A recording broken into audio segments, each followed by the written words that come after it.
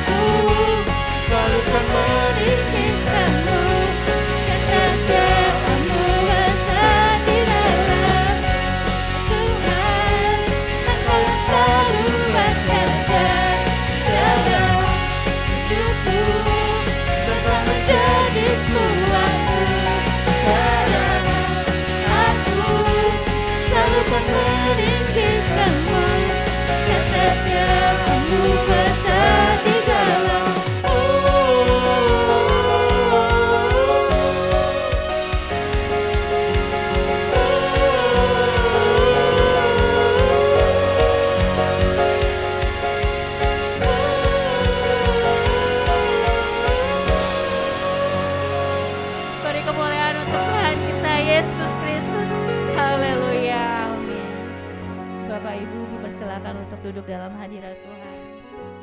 Kita akan masuk lebih dalam untuk menyembah Tuhan. Sebab Bapa kita adalah Bapa yang setia. Bapa yang senantiasa menyertai kita. Bapa yang tidak pernah meninggalkan kita sedetik pun. Terima kasih Tuhan Yesus.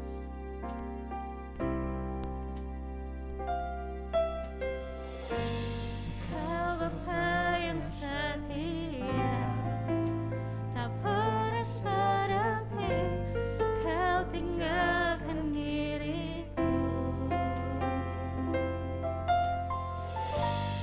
Hatiku teguh di dalam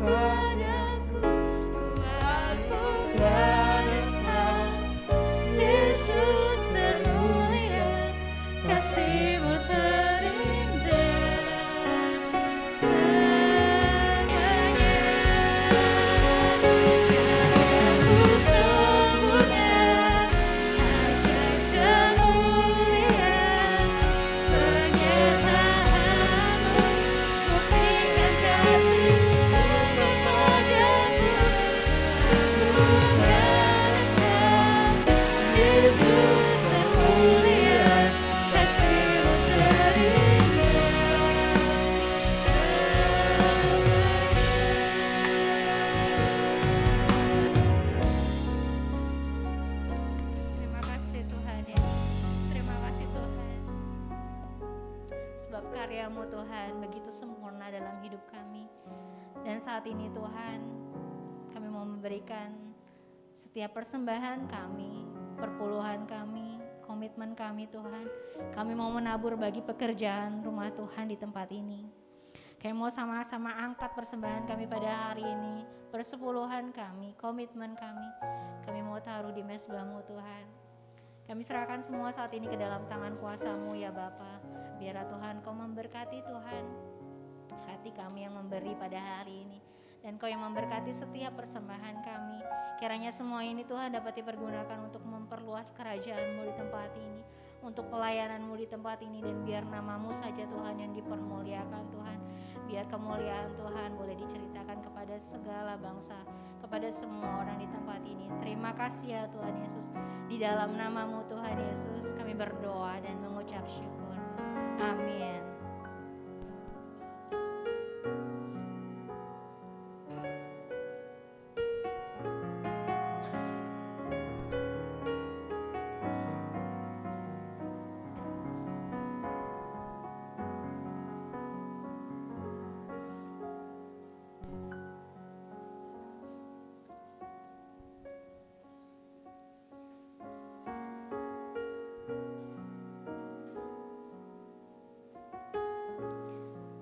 Mari kita akan menyiapkan hati kita untuk mendengar firman Tuhan. Sebab selalu ada mujizat ketika kita bersyukur kepada Tuhan. Selalu ada jalan keluar ketika kita bersyukur kepada Tuhan. Sebab tangannya tak kurang panjang dan telinganya tak kurang tajam untuk mendengar setiap seru doa kita.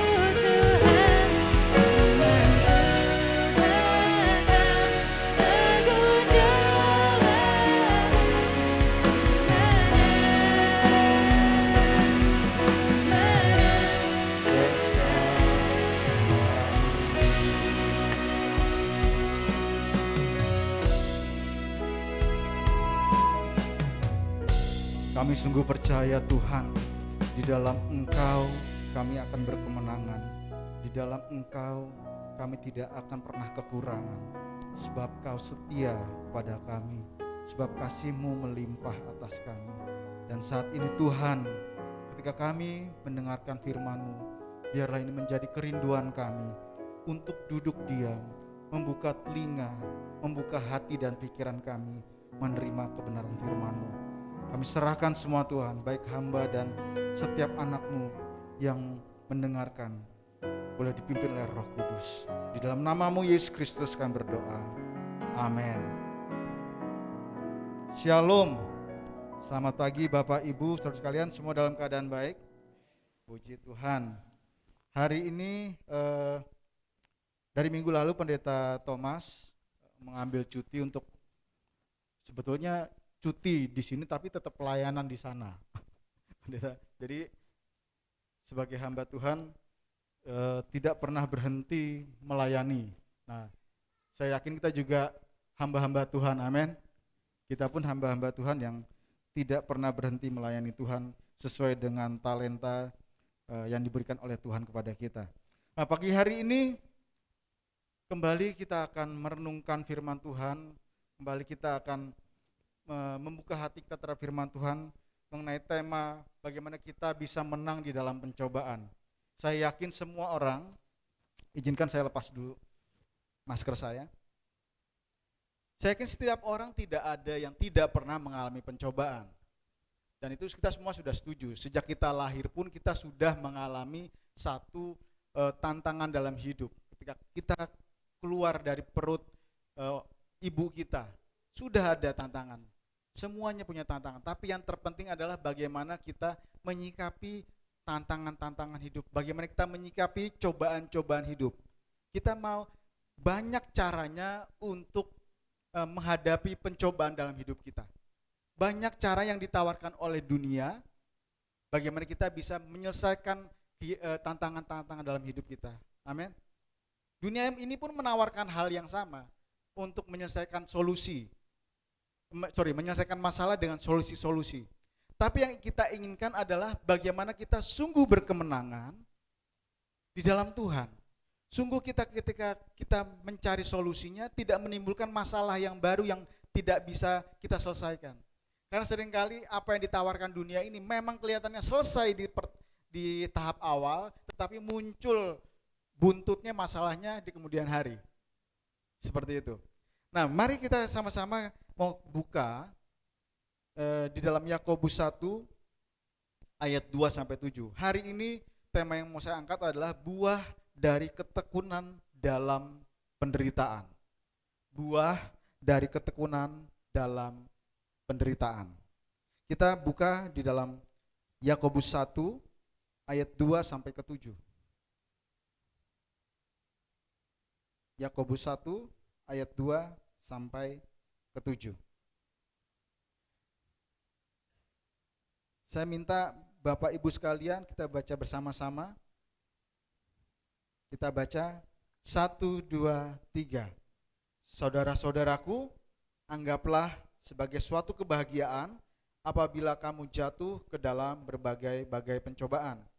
Sebab kamu tahu bahwa ujian terhadap imanmu itu menghasilkan ketekunan.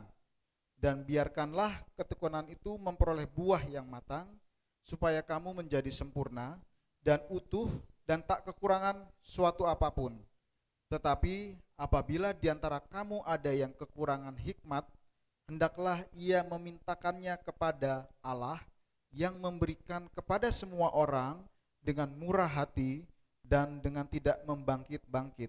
Maka hal itu akan diberikan kepadanya. Hendaklah ia memintanya dalam iman dan sama sekali jangan bimbang. Sebab orang yang bimbang sama dengan gelombang laut yang diombang-ambingkan kian kemari oleh angin.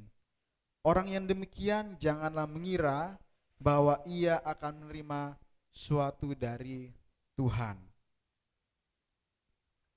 Ada dua bagian yang mau saya bahas pada pagi hari ini. Yang pertama, kita akan membahas dari ayat yang kedua sampai dengan ayatnya yang keempat. Yaitu bagaimana ketekunan itu menghasilkan buah yang matang. Kita ingin tahu apakah ketekunan itu menghasilkan sesuatu. Nah, dikatakan kembali di dalam Yakobus 1 ayat 2 sampai 4, saudara-saudaraku, anggaplah sebagai suatu kebahagiaan apabila kamu jatuh ke dalam berbagai-bagai pencobaan. Penulis kitab Yakobus ini mengatakan kalau kamu jatuh di dalam pencobaan, anggaplah itu suatu kebahagiaan. Ini kan sesuatu yang berbanding terbalik dengan ajaran dunia. Ajaran yang ditawarkan oleh kebanyakan orang. Mana ada yang namanya pencobaan, kesusahan di dalam hidup, itu kita anggap sebagai suatu kebahagiaan. Tidak ada ya kalau kita berpikir secara manusia. Tetapi penulis kitab Yakobus mengatakan, anggaplah ketika kamu jatuh di dalam berbagai-bagai pencobaan, itu sebagai suatu kebahagiaan. Pencobaan di sini bukanlah bahwa kita melakukan pelanggaran sehingga kita mengalami hukuman. Bukan seperti itu. Tapi pencobaan yang dimaksudkan di sini adalah ketika iman orang-orang di dalam kepada Yakobus menulis itu kepada 12 suku dalam perantauan, mereka kan sedang diuji imannya. Jadi anggaplah itu sebagai suatu kebahagiaan. Nah, memang ini rumit untuk dicerna oleh akal sehat manusia. Tetapi inilah iman Kristen. Inilah yang membedakan kita. Kita harus mengerti bahwa di dalam dulu gitu ya, yang namanya persamaan hak itu mungkin tidak ada, khususnya untuk wanita, untuk budak, ya itu mungkin tidak ada persamaan hak. Jadi laki-laki itu memiliki hak yang lebih besar.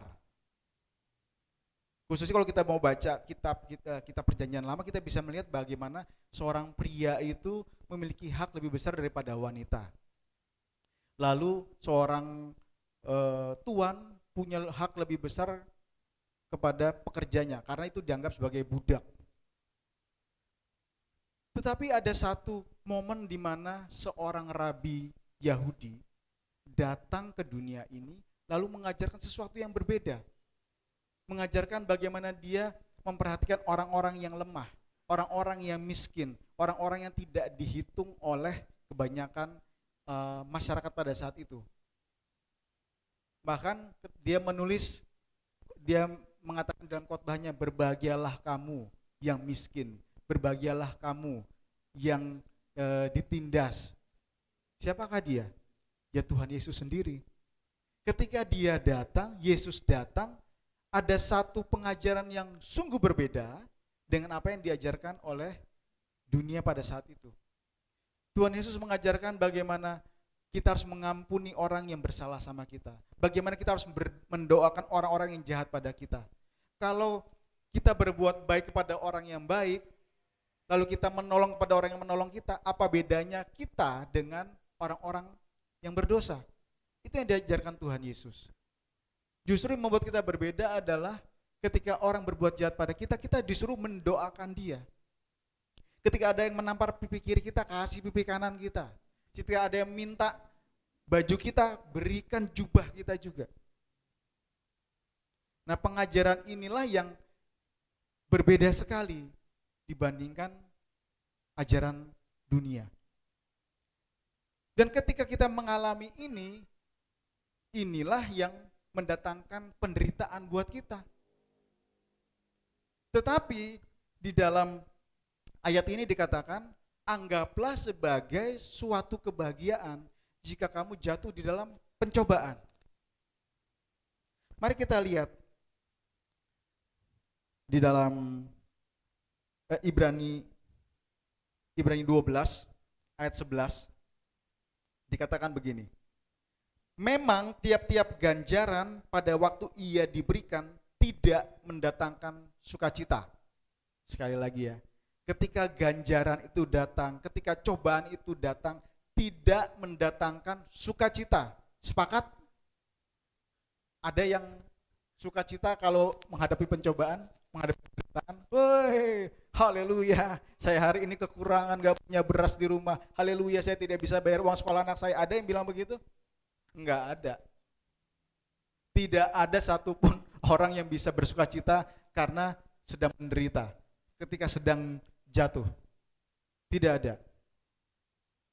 Tetapi firman Tuhan tidak berhenti di situ saja. Kelanjutannya,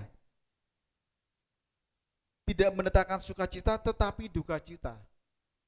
Tetapi kemudian ia menghasilkan buah kebenaran yang memberikan damai kepada mereka yang dilatih olehnya. Jika pencobaan kita diizinkan oleh Tuhan terjadi dalam kita, memang ini tidak bisa tidak, memang kita akan mengalami duka cita, bukan sukacita.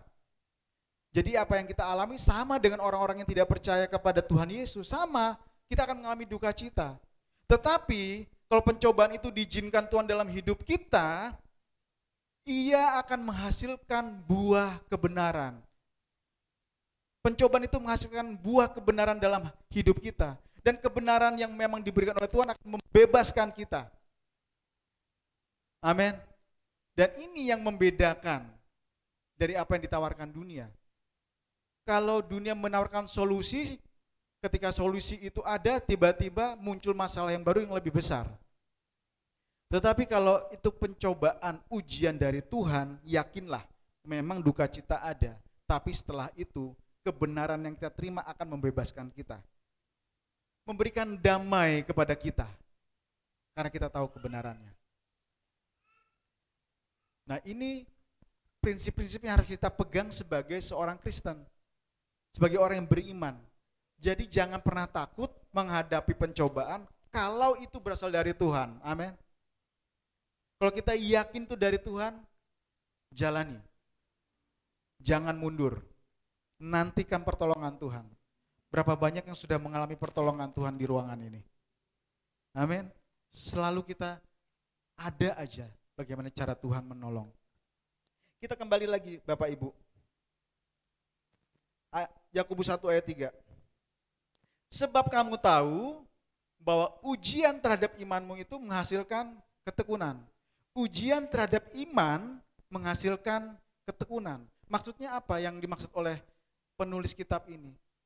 Bagaimana ujian itu bisa menghasilkan ketekunan? Catat baik-baik, kata demi kata.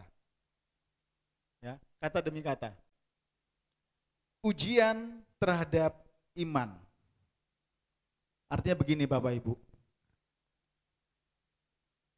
Semua orang di dunia ini akan bergerak karena keyakinan mereka. Setiap orang akan bergerak akan berdasarkan keyakinan mereka masing-masing. Saya ambil contoh. Kalau semua di ruangan ini semua sudah pernah mengenyam pendidikan. Betul? Dari TK, SD, SMP, SMA. Kenapa coba? Ya karena orang tua kita yakin dengan sekolah kita akan pintar. Ya kan?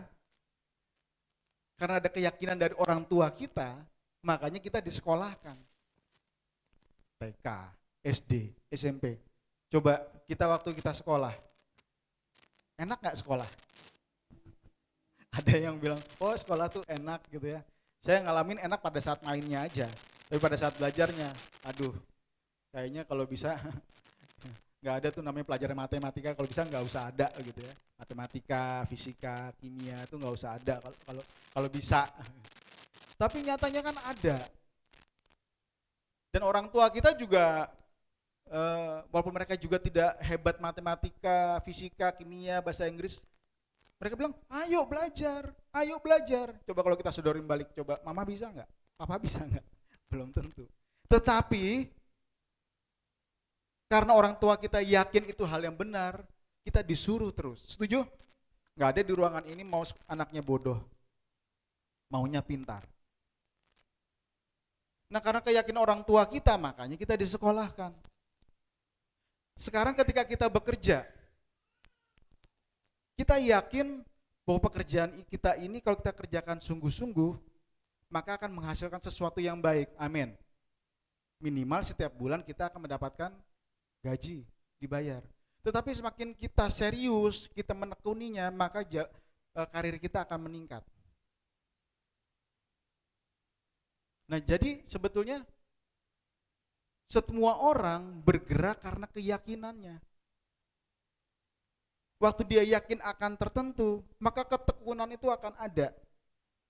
Karena yakin apa yang dikerjakannya berhasil. Kalau nggak yakin tidak akan dikerjakan.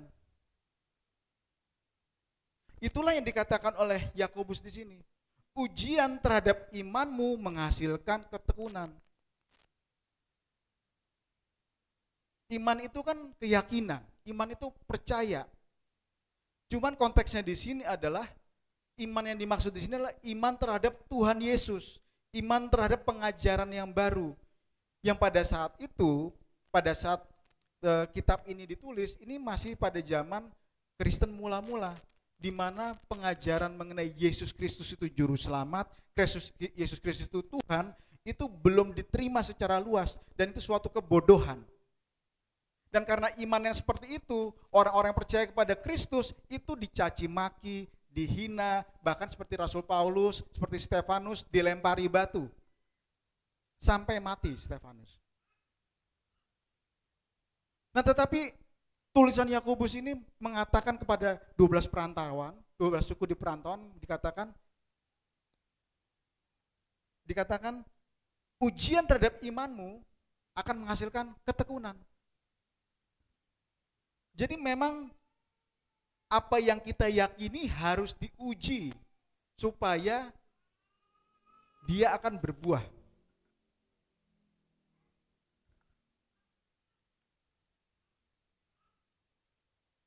Sekarang Bapak Ibu, kita bersyukur gitu ya. Pendidikan zaman sekarang semakin mudah diakses, tidak harus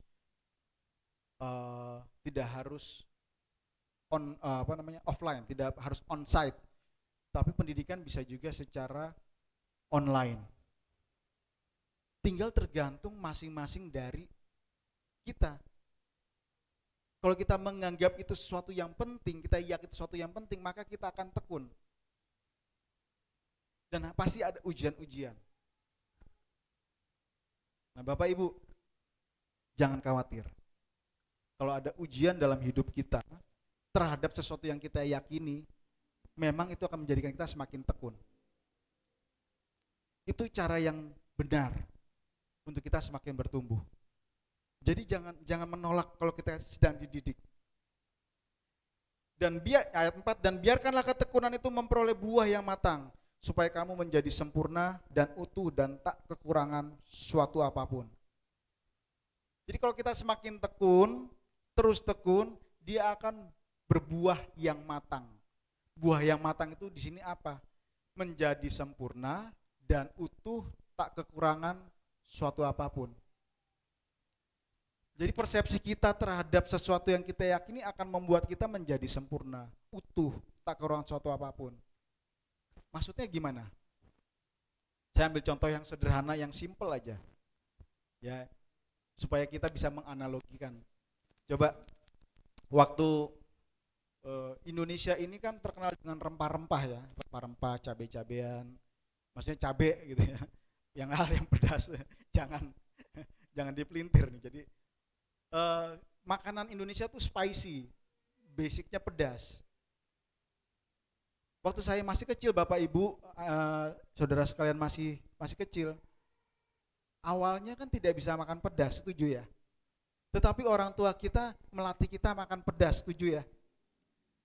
Terus kita sebagai anak langsung menikmati gitu. Enggak kan? Pedas, nggak mau, tapi kita latih, karena apa? Makanan Indonesia memang basicnya spicy, pedas. Sampai akhirnya kita bisa menikmati rasa pedas itu sebagai satu bagian dari makanan kita. Kalau nggak ada pedas, nggak enak, setuju nggak? Coba yang sudah terbiasa makan sambal, kalau nggak ada sambal, susah apa nggak susah? Susah kan? Buat kita orang Indonesia, sambal itu udah menjadi menu utama juga, kurang. Itu menjadi bagian dari kita. Ketika yang tidak nyaman tadi, pedas itu sekarang menjadi satu kenyamanan buat kita. Semakin pedas, semakin enak. Kalau makan rujak kalau gak keringetan, gak enak. Kayak gitu ya. Sampai sini kita ngikutin ya. Akhirnya sesuatu yang kita awalnya tidak suka menjadi kesukaan. Itu baru soal cabai doang. Soal pedas doang. Nah sekarang, begitu cabai melambung tinggi, makan ini saya sama keluarga saya habis pulang dari Solo, terus naik bis. Naik bis, di dalam bisnya itu memang dapat makanan ya, makan malam tuh dapat free. Begitu sampai di tempat makan di daerah Subang, makan, bukan Subang, di daerah Kendal, makan, masakannya enak, cukup enak gitu. Terakhir pas saya mau ngambil, sambelnya mana mbak? Oh nggak disediain pak, aduh Tuhanku, kayaknya langsung beda rasanya. Jadi makan tanpa sambel, jadi kok rasanya aneh. Jadi karena cabai semakin melambung, kita harus membiasakan diri makan tidak tanpa cabai. Jadi penderitaan yang baru lagi nih sekarang. Dulu nggak bisa, dulu kita makan cabai menderita, terus akhirnya kita terbiasa dan menikmatinya. Sekarang kita menderita lagi karena nggak ada cabai. Itu baru cabai doang ya. Nah kan sama Bapak Ibu. Yang dimaksud sempurna, utuh, dan tak kurang suatu apapun, bahwa kita bisa menikmati keadaan yang Tuhan izinkan terjadi dalam hidup kita. Kan begitu. Semua orang di sini punya kejadian dalam hidupnya berbeda-beda. Ada yang karirnya melejit jauh, ada yang sedang meniti karir, ada yang sedang meniti usaha, ada yang sedang dalam fase di mana anaknya sedang masuk kuliah, ada yang baru mau masuk TK, ada yang masih balita. Semua fase itu dialami dan setiap hal itu ada tantangannya masing-masing, ada cobaannya masing-masing, ada penderitaannya masing-masing. Tetapi kalau kita mau bertekun di dalamnya, bertekun bersama Tuhan, ya, di dalam iman kita, maka kita akan berbuah yang matang. Kita akan bisa menerima keadaan itu sebagai keadaan yang diizinkan Tuhan. Jadi apapun fase kita, fase apa yang sedang kita hadapi saat ini, terimalah. Itu Tuhan izinkan. Pandanglah kepada Allah, pandanglah kepada Yesus Kristus yang sedang mengizinkan itu terjadi dalam hidup kita. Dan kita akan menikmatinya, kita akan menyikapinya dengan cara yang benar, kita akan menyikapinya dengan sukacita, kita menyikapinya dengan damai sejahtera. Maka kita akan menjadi orang yang sempurna, yang utuh, dan tak kekurangan suatu apapun. Amin. Dan ini penting, supaya kita tidak, di dalam hidup kita tuh tidak uring-uringan. Kita tidak, bahasanya sekarang apa ya, tidak galau, tidak ababil katanya ya. Kalau kita tidak mengerti yang sedang terjadi dalam hidup kita yang diizinkan Tuhan, maka susah. Ketekunan itu akan memperoleh suatu buah yang matang. Dan memang ketika kita harus bertekun, itu enggak gampang. Ketekunan itu tidak bisa bergantung pada perasaan. Karena ketika kita sedang mengejar sesuatu, yang diawali itu adalah duka cita, kesulitan. Makanya kalau ketekunan itu bergantung pada perasaan, kita tidak akan mencapai suatu hal. Kita akan berhenti.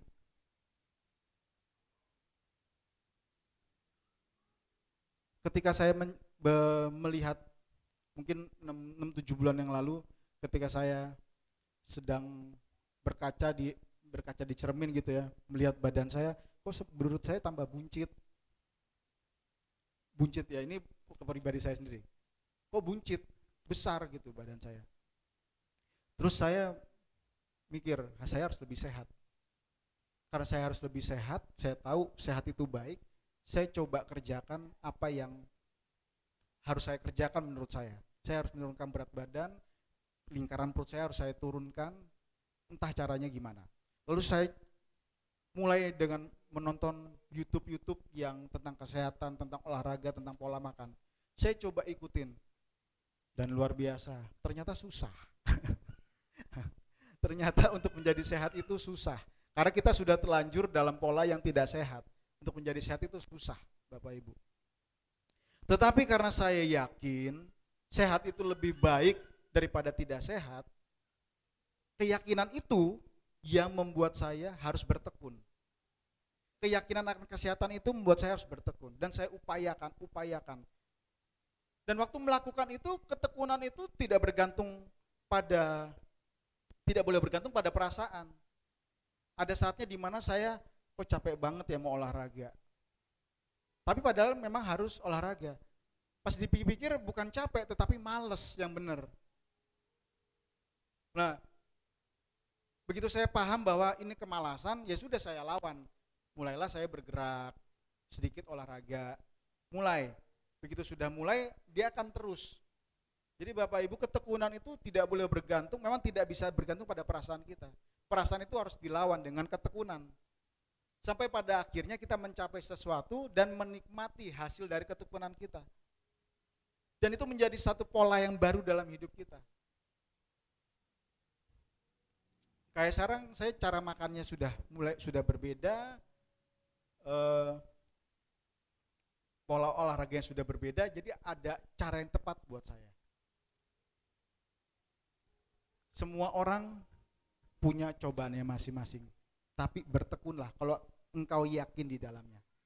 Dan yang paling besar dari semua itu adalah bertekun di dalam iman kita kepada Tuhan. Kalau ini kita bisa fokus sungguh-sungguh, maka hal yang lain itu mudah. Karena ketika kita beriman kepada Allah kita, beriman kepada Tuhan Yesus, kita sedang beriman kepada sesuatu yang tidak kelihatan. Kita sedang beriman kepada apa yang tidak bisa kita lihat. Kalau kita bisa beriman kepada Tuhan Yesus sungguh-sungguh, maka yang lainnya mudah.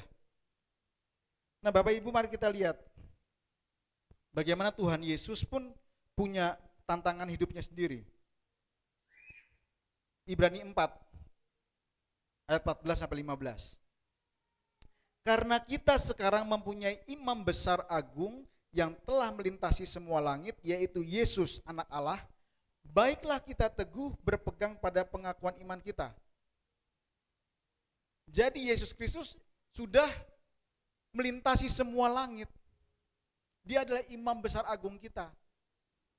Dialah yang dari surga turun ke bumi untuk melakukan tugasnya menebus dosa manusia, menyelamatkan kita. Nah, baiklah kita berpegang teguh pada pengakuan iman itu. Ayat 15. Sebab imam besar yang kita punya bukanlah imam besar yang tidak dapat turut merasakan kelemahan-kelemahan kita. Catat baik-baik. Imam besar kita, Yesus Kristus, itu bukan tidak pernah merasakan kelemahan-kelemahan manusia. Sebaliknya, sama dengan kita, ia telah dicobai, hanya tidak berbuat dosa. Jadi ketika kita menghadapi pencobaan dalam hidup, marilah lihat kepada imam besar kita, yaitu Yesus Kristus. Dia Allah sejati dan manusia sejati. Ketika dia menjadi manusia, dia mengambil rupa manusia, mengalami kelemahan manusia, dia harus lapar, dia harus ngantuk, dia harus lelah, dia harus bertumbuh, sama seperti kita. Dan juga dia dicobai. Ya setelah Tuhan Yesus dibaptiskan oleh Yohanes Pembaptis, Roh Tuhan membawa Tuhan Yesus kemana? Ke padang gurun. Berpuasa 40 hari 40 malam. Lalu iblis mencobai. Sama kan dengan kita? Setiap hari iblis juga mencobai kita. Tetapi kita bisa menang atau tidak, tergantung bagaimana kita memandang Tuhan Yesus. Nah, kita beruntung, bersyukur karena imam besar kita, Yesus Kristus, yang juga manusia biasa pada saat dia mengambil rupa manusia, turut mengalami kelemahan kita, turut dicobai, turut menghadapi tantangan. Bahkan tantangan hidup dia itu luar biasa. Berkali-kali Banyak orang ya dari kaum Farisi, kaum pemuka agama mencoba membunuh Tuhan Yesus. Tapi karena belum saatnya, Tuhan Yesus selalu lolos dari kematian itu. Ia dicobai tapi tidak berbuat dosa. Kita sering dicobai dan sering berbuat dosa. Tetapi biarlah pandangan kita pada Tuhan Yesus membuat kita semakin tekun untuk kita tidak berbuat dosa terus-menerus. Amin. Karena itulah kita yang diperbaiki terus, disempurnakan terus. Kok bisa Tuhan Yesus tidak berbuat dosa? Bagaimana caranya Tuhan Yesus bisa tetap teguh tidak berbuat dosa? Perhatikan di ayat-ayat berikut. Kita buka di Matius 7.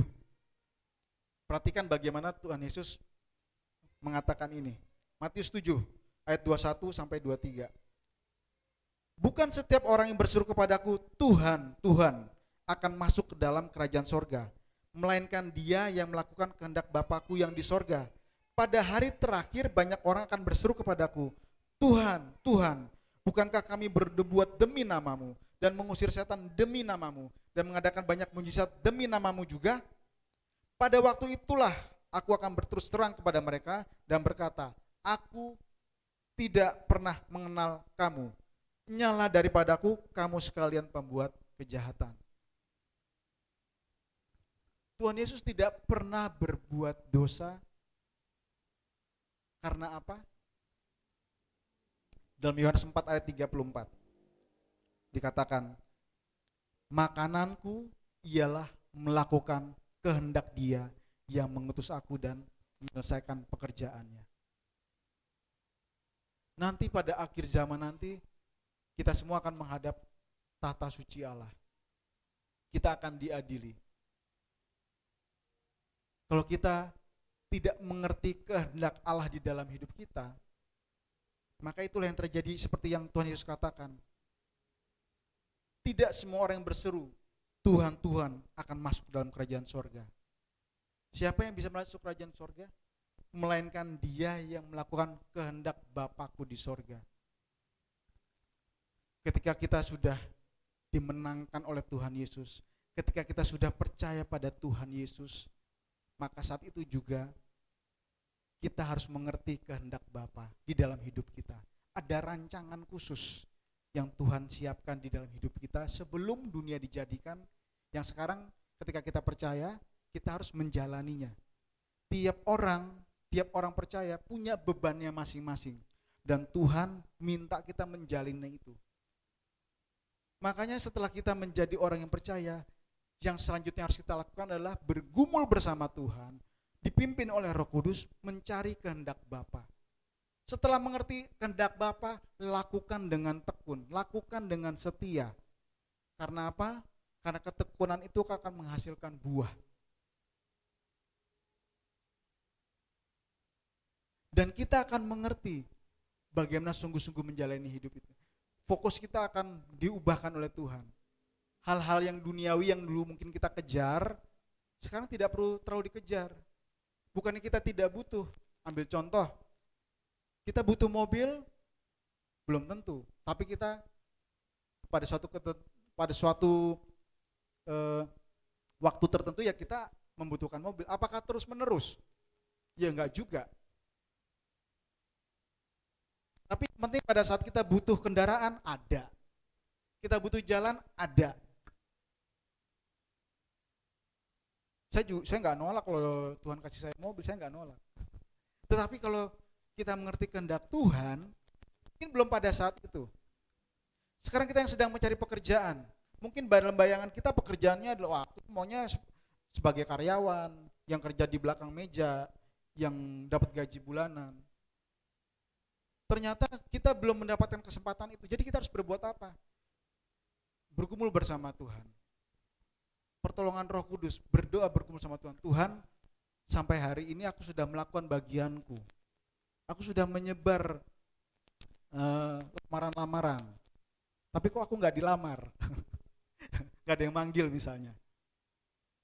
Lalu apa Tuhan? Tuhan bisa memberikan hikmat kepada kita untuk melakukan sesuatu yang berbeda. Dan yakinlah kalau dikerjakan dengan tekun, asal itu yakin dari Tuhan, pasti jadi. Yang sedang sekolah gitu ya, Tuhan aku mau les yang baru meningkatkan, tapi kondisi biaya begini Tuhan, gimana Tuhan? Itu kita harus bergumul sama Tuhan, mencari kehendak Tuhan dalam hidup kita akan hal-hal yang sedang terjadi dalam hidup kita, supaya keputusan kita tidak menyalahi iman kita kepada Tuhan, supaya kita tidak mengambil tindakan yang tidak benar, yang tidak sesuai dengan kehendak Tuhan. Nah, ini yang dimaksud Tuhan. Tuhan Yesus mengatakan, makananku ialah melakukan kehendak Bapa dan menyelesaikannya. Jadi melakukan kehendak Bapa dan menyelesaikannya itu, kata Tuhan Yesus, itu makananku. Siapa di ruangan ini yang gak butuh makan? Jadi begitu pentingnya melakukan kehendak Bapa dan menyelesaikannya, dianalogikan oleh Tuhan Yesus sebagai makanan. Tuhan Yesus hanya punya satu misi, dan dia setia melakukannya. Kita buka di Ibrani 5. Ibrani 5 ayat 7-10. Dalam hidupnya sebagai manusia, ia telah mempersembahkan doa dan permohonan dengan ratap tangis dan keluhan kepada Dia. Perhatikan baik-baik. Ya. Yesus ketika dalam keadaan, jadi firman Allah yang mengambil rupa manusia, yang kita panggil Yesus Kristus itu, ketika di dunia ini, ia mempersembahkan doa dan permohonan dengan ratap tangis dan keluhan. Artinya Yesus Kristus manusia biasa yang juga mengalami kelemahan kita, sehingga dia pun harus berdoa kepada Bapaknya, punya keluh kesah, dia cerita kepada Bapaknya. Seberapa sering kita punya waktu khusus berdoa pada Tuhan? Seberapa sering kita benar-benar yakin bahwa Allah kita, Bapa kita di surga itu sanggup menolong kita? Ini kan yang ditunjukkan oleh Tuhan Yesus. Makanya ada waktu-waktu di mana Tuhan Yesus harus mengambil momen sendiri, jauh dari keramaian, entah di tempat yang gelap, tempat yang sepi, dia berdoa. Apa yang dinaikkan? Ini dia. Dia dengan ratap tangis, dengan keluhan, dia berbicara kepada Bapaknya yang sanggup menyelamatkannya dari maut, dan karena kesalehannya ia telah didengarkan. Ayat 8. Dan sekalipun ia adalah anak, ia telah belajar menjadi taat dari apa yang telah dideritanya. Bukan karena, jadi walaupun Tuhan Yesus itu adalah anak dari, artinya statusnya ketika di dunia ini kan dia menyebut dirinya anak. Meskipun dia adalah anak yang punya hak akan kerajaan sorga, dia tidak menggunakan hak itu untuk melepaskan dirinya dari tugasnya. Ini penting buat kita paham benar-benar. Jadi tidak ada alasan buat Tuhan Yesus, ya kan aku anak, ya aku boleh dong, udahlah kayaknya capek banget jadi manusia, kayaknya menderita banget jadi manusia, aku waktu di surga berkuasa banget kok, sekarang aku di sini kok kayak begini. Tuhan Yesus tidak pernah dia mundur dari tanggung jawabnya, tetapi dia taat meskipun dia adalah seorang anak, taat mengemban tugasnya yang sudah ditetapkan oleh Bapa, dan dia harus menderita. Ayat 9. Dan sesudah ia mencapai kesempurnaannya, ia menjadi pokok keselamatan yang abadi bagi semua orang yang taat kepadanya. Jadi ketekunan Tuhan Yesus menghasilkan buah. Dia menjadi pokok keselamatan buat semua orang yang percaya kepadanya. Nah, jadi setiap orang, yang pertama, jangan takut ketika menghadapi ujian. Jangan takut ketika menghadapi pencobaan akan hal yang kita yakini. Dalam hal ini kita sedang berbicara iman kita kepada Yesus Kristus. Jangan takut. Karena ketekunan itu akan membuat kita berbuah yang matang, membuat kita sempurna, utuh dan tak berkekurangan. Enggak pernah kita akan kekurangan. Itu yang pertama. Bagian kedua, kita baca dari Yakobus 1 ayat 5-7. kita tekun, bagus. Tetapi ketika kita tekun dan berharap pada Tuhan, Tuhan mau supaya dalam menghadapi pencobaan itu ada solusi-solusi yang terbaik. Caranya bagaimana? Mintalah hikmat tanpa keraguan. Tekunnya akan menghasilkan buah. Tetapi di dalam ketekunan itu kita harus apa? Harus apa yang kita lakukan hari demi harinya, waktu demi waktunya kita mau ngapain? Bertekun di dalam apa? Solusinya apa? Inilah yang dikatakan oleh penulis kitab Yakobus di ayat 5-7. Mintalah hikmat tanpa keraguan. Ayat 5 dikatakan demikian. Tetapi apabila di antara kamu ada yang kekurangan hikmat, hendaklah ia memintakannya kepada Allah yang memberikan kepada semua orang dengan murah hati dan dengan tidak membangkit-bangkit. Maka hal itu akan diberikan kepadanya. Hendaklah ia, catat baik-baik, hendaklah ia memintanya dalam iman dan sama sekali jangan bimbang. Sebab orang yang bimbang sama dengan gelombang laut yang diombang-ambingkan kian kemari oleh angin. Orang yang demikian, yang bimbang, yang ragu-ragu, yang mintanya setengah-setengah, janganlah mengira bahwa ia akan menerima sesuatu dari Tuhan. Kita bertekun dalam pencobaan, memang harus bertekun di dalam pencobaan. Tetapi ketika kita bertekun, Tuhan tidak tinggal diam. Dia memberikan solusi, dia memberikan jalan keluar. Caranya bagaimana? Mintalah hikmat kepada Tuhan dengan tidak ragu-ragu. Mari buka Amsal 2. Amsal 2 ayat 6-10. Tuhan itu sumber hikmat. Amsal 2 ayat 6. Karena Tuhanlah yang memberikan hikmat, dari mulutnya datang pengetahuan dan kepandian. Dan inilah yang kita perlukan. Pengetahuan dan kepandian yang dari Tuhan untuk menyelesaikan pencobaan-pencobaan dalam hidup kita. Amin. Kita kalau menggunakan pengetahuan dan hikmat dari dunia ini, mungkin ada solusinya, tapi nanti akan ada masalah yang baru lagi. Ayat 7, ia menyediakan pertolongan bagi orang yang jujur, menjadi perisai bagi orang yang tidak bercela lagunya. Jadi di dalam Tuhan kita harus menjaga kejujuran kita, supaya Tuhan juga menolong kita. Tuhan suka menolong orang yang jujur dan baik hatinya. Amin.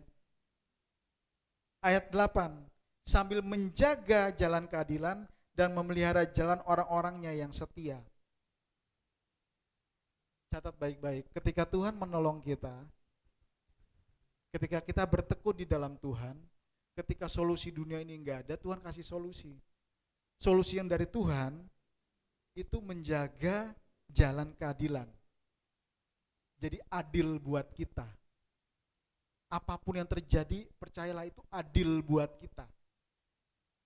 Kalau kita percaya keadilan Tuhan terjadi dalam hidup kita, Dia memelihara jalan orang-orang yang setia.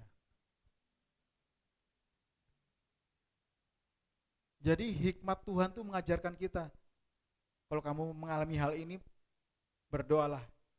Kita bisa berkeluh kesah, Tuhan ini gak adil buatku, aku tertekan, aku begini, aku begitu. Tapi semakin kita bergumul Tuhan, kita akan tahu bahwa Tuhan menyediakan jalan yang adil buat orang-orangnya yang setia. Ayat 9, maka engkau akan mengerti tentang kebenaran, keadilan, dan kejujuran, bahkan setiap jalan yang baik. Karena hikmat akan masuk ke dalam hatimu dan pengetahuan akan menyenangkan jiwamu. Mintalah hikmat kepada sumber hikmat, yaitu Tuhan. Mari kita buka ayat Amsal 9. Jadi cara mendapatkan hikmat bagaimana?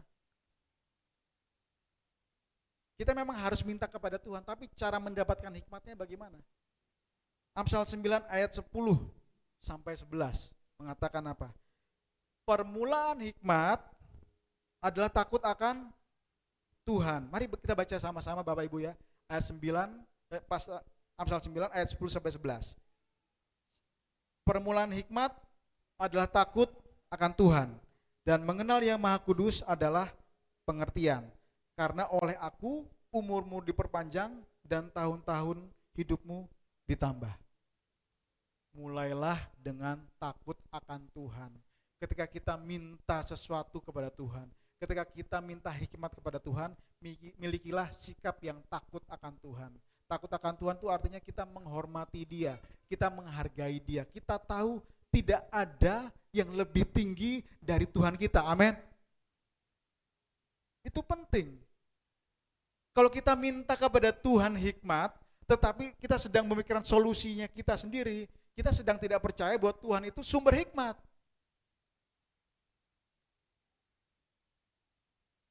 Kita harus menempatkan rasa takut kepada Tuhan itu sebagai permulaan. Bahwa di atas Tuhan kita, di atas Tuhan Yesus Kristus, tidak ada lagi yang lebih tinggi. Sehingga ketika kita bergumul bersama Tuhan, bergumul di dalam doa-doa kita dengan rata tangis, dengan keluh kesah, kita tahu bahwa kita sedang minta kepada pribadi yang tepat, pribadi yang bisa menyelesaikan masalah kita. Tetapi kalau kita masih tidak memiliki sikap takut akan Tuhan, ya susah. Maka kita akan merasa pikiran kita lebih benar dari Tuhan.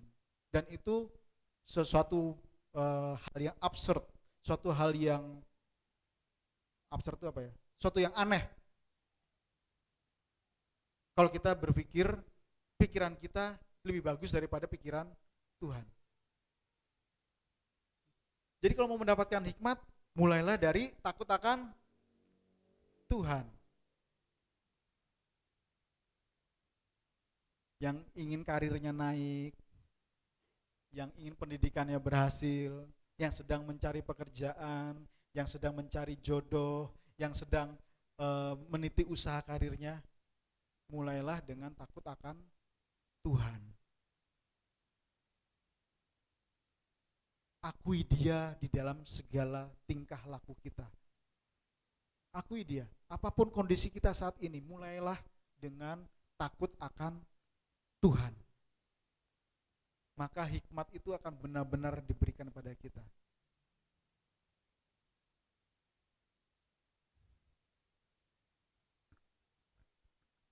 Mari kita buka di dalam Yohanes 14 sebagai ayat yang terakhir. Yohanes 14 ayat 12 sampai 13. Mari kita baca bersama-sama Bapak Ibu. Yohanes 14 12 13 3 4. Aku berkata kepadamu, sesungguhnya barang siapa percaya kepadaku, ia akan melakukan juga pekerjaan-pekerjaan yang aku lakukan, bahkan pekerjaan-pekerjaan yang lebih besar daripada itu, sebab aku pergi kepada Bapa. Dan apa juga yang kamu minta dalam namaku, aku akan melakukannya, supaya Bapa dipermuliakan di dalam Anak.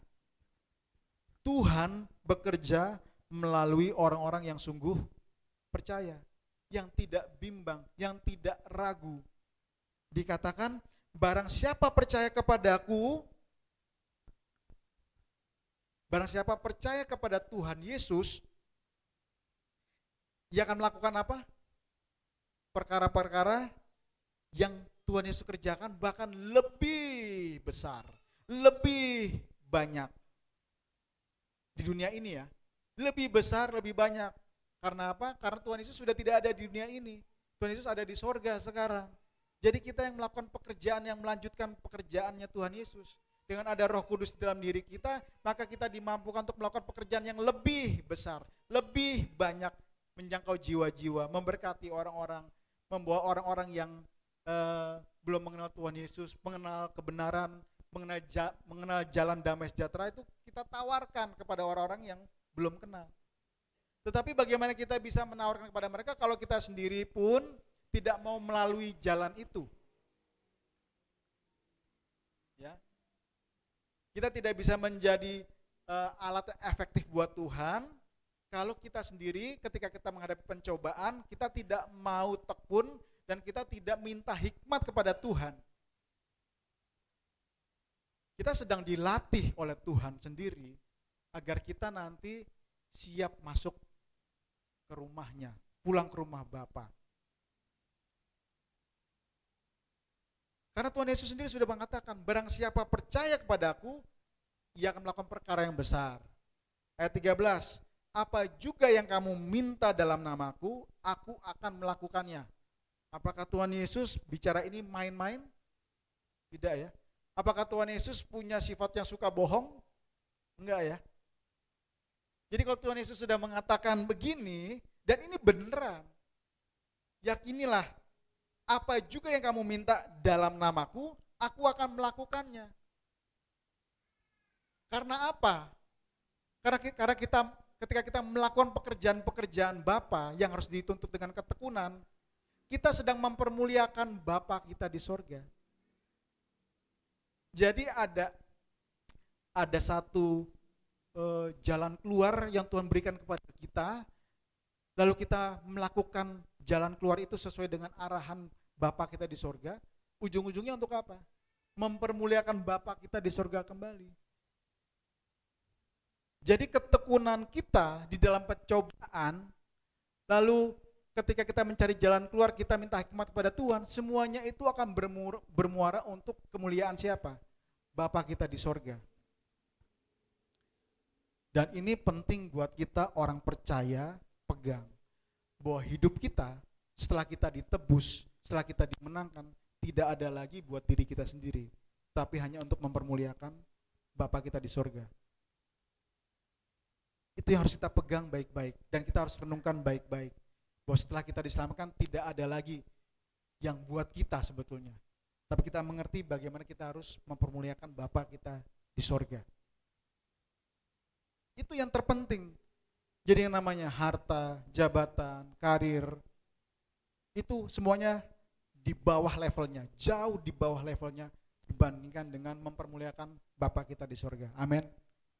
Kalau kita diberikan kelebihan di sisi harta, kalau kita diberikan kelebihan di sisi pendidikan, kalau kita diberikan sisi kelebihan di dalam usaha kita, bersyukur. Tetapi kita pakai kembali untuk kemuliaan Bapa kita di sorga, bukan untuk kita sendiri. Mari Bapak Ibu Saudara sekalian, saya undang untuk kita mengambil saat teduh, kita mau merenungkan firman ini.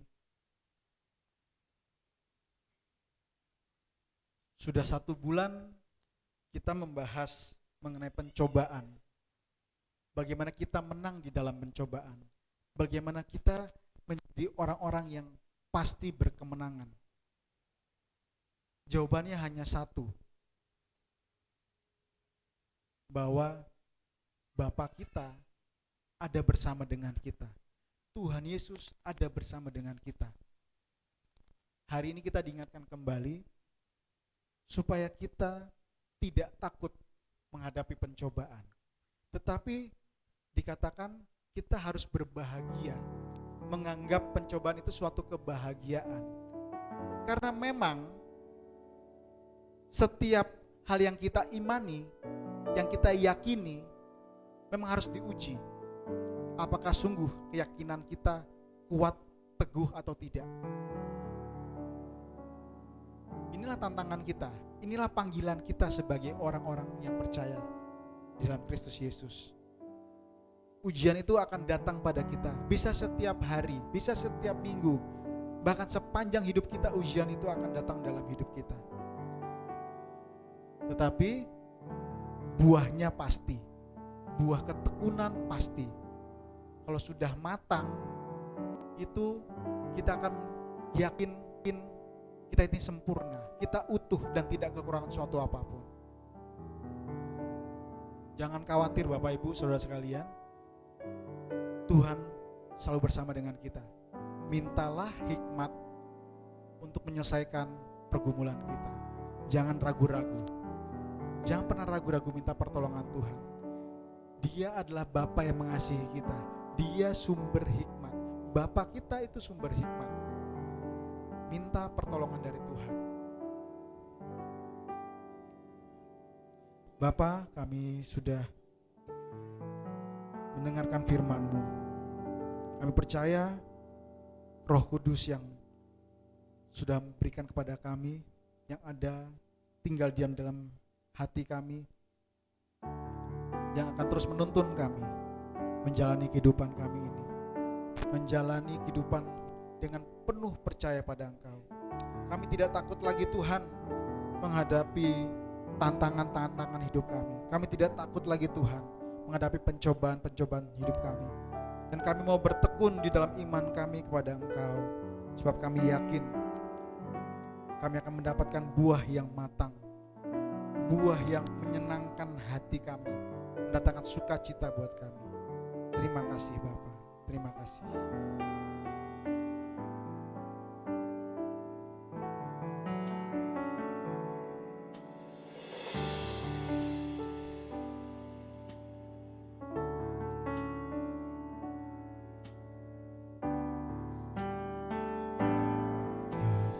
Kekuatan di hidupku, ku dapat dalam Yesus. Dia tak pernah tinggalkanku, setia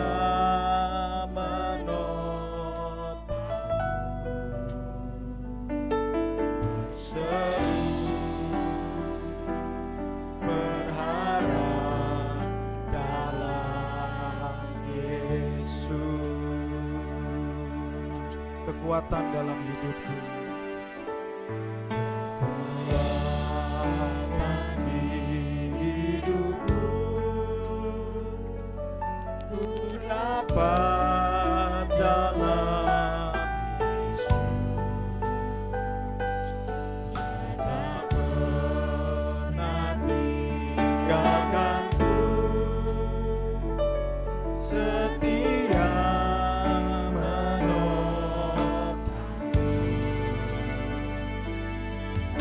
seru berharap dalam Yesus. Mari katakan, ajaib Kau Tuhan, ajaib Kau Tuhan, penuh kuasa, sanggup pulihkan keadaanku, dalam tangan-Mu seluruh hidupku tak akan goyah selamanya.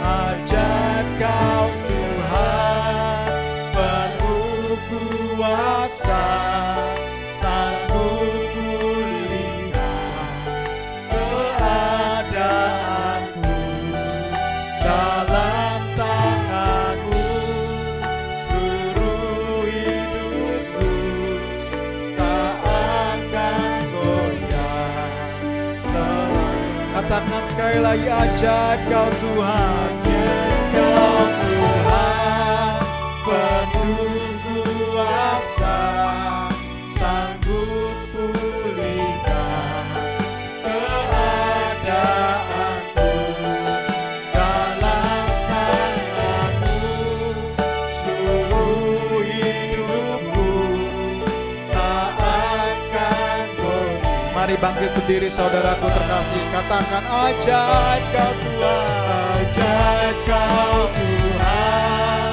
penuh kuasa, sanggup pulihkan keadaanku, dalam tangan-Mu seluruh hidupku tak akan goyah selamanya. Kami berdoa Tuhan untuk bangsa Indonesia ini. Kami bersyukur Engkau memberkati bangsa ini. Kami bersyukur jika kondisi pandemi COVID-19 sudah melandai. Walaupun ada sedikit kenaikan saat ini Tuhan, kami percaya Engkau tetap melindungi bangsa ini. Biarlah anak-anak-Mu yang memiliki iman padamu di seluruh Indonesia ini terus berpengharapan hanya pada Tuhan. Kami mohon Tuhan, Kau pulihkan bangsa ini sehingga banyak orang boleh mengenal Tuhan Yesus, mengenal kebenaran, menikmati damai sejahtera. Kami berdoa buat bangsa ini Tuhan, agar dipulihkan dari kondisi pandemi ini. Kondisi perekonomian boleh kembali membaik Tuhan. Kiranya Engkau berkati, berikan hikmat bijaksana agar kami semua boleh sungguh-sungguh berusaha dengan cara yang benar, dengan cara yang baik untuk mencukupkan kebutuhan keluarga kami masing-masing. Berkati Tuhan bangsa Indonesia ini. Kami serahkan para pemimpin negara ini, Pak Presiden Joko Widodo dan Wakil Presiden Ma'ruf Amin beserta jajaran menterinya, gubernur dan sampai yang terbawa Tuhan. Biarlah mereka boleh sungguh-sungguh bekerja bagi rakyat dengan takut akan Engkau, takut akan Tuhan, sehingga apa yang dilakukan mereka sungguh-sungguh bermanfaat bagi masyarakat banyak. Terima kasih Tuhan. Kami juga teringat berdoa buat Pendeta Thomas dan Ibu yang sedang mengambil cuti dan sedang melayani di daerah Jawa Timur. Tuhan berkati, Kau tuntun dia, biarlah Roh Kudus sendiri yang menunjukkan kuat kuasa-Mu di dalam pelayanan-pelayanan yang dilakukan oleh Pendeta Thomas. Dan kami rindukan Pendeta dan juga Ibu boleh kembali dengan selamat di Pamulang ini Tuhan, berkumpul kembali bersama dengan kami. Kami juga berdoa Tuhan buat Bapak Siaan, kami berdoa agar Kau boleh pulihkan, Kau sembuhkan, berikan kekuatan di dalam hatinya untuk percaya sungguh-sungguh kepada Tuhan Yesus, bahwa tidak ada jalan lain selain hanya dalam Yesus Kristus, maka dia akan diselamatkan, dia akan dikuatkan. Terima kasih Bapak, terima kasih.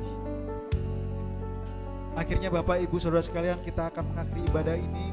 Kiranya damai sejahtera dari Allah Bapa kita, kiranya cinta kasih Tuhan Yesus Kristus serta persekutuan Roh Kudus akan menolong kita, memelihara kita sampai Tuhan Yesus datang kedua kalinya. Di dalam nama Yesus kami berdoa. Amin.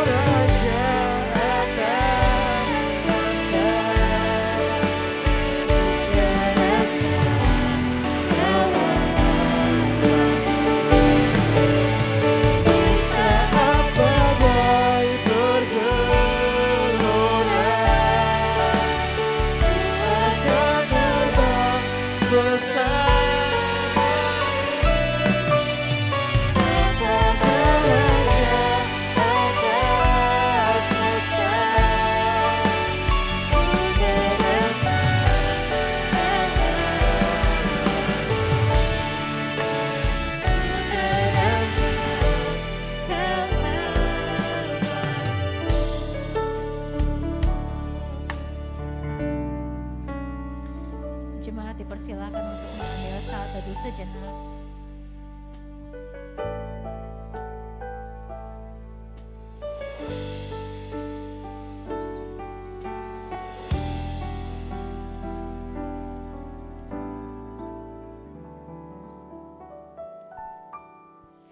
Amin. Ibadah kita sudah selesai. Terima kasih, selamat hari Minggu. Tuhan Yesus memberkati.